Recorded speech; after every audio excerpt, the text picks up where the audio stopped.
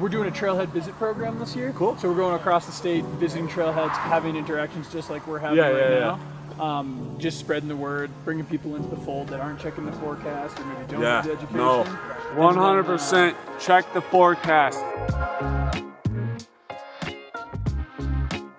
We're out here with Friends of CAIC. You familiar with the organization? I'm not. So we're a non-profit organization, and we do a lot of educational outreach and then fundraising for the Avalanche Center here in Colorado. And we're doing a trailhead visit this program this year, getting out, interacting with the public where they recreate, and just reminding people of good practices for backcountry travel, checking the forecast, wearing safety gear, knowing how to use it, and things like that. So just a soft reminder to check the forecast every time you're out.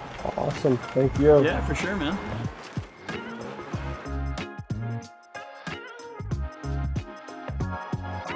It's got a very diverse user group up here, especially at Vail Pass, and it's cool to get in front of people and just answer any questions people have about the organization and kind of what's going on. So yeah, I mean, like, I've got my Pro 1, so I'm very, very familiar and check the forecast every morning.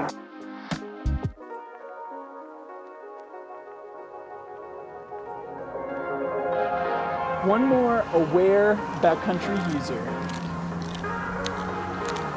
Pretty good.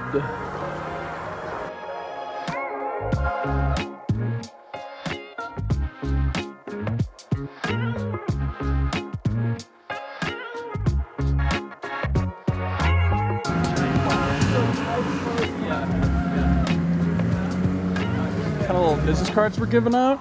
They have a QR code that brings you to our Know Before You Go online tutorial for avalanche awareness education. It's free.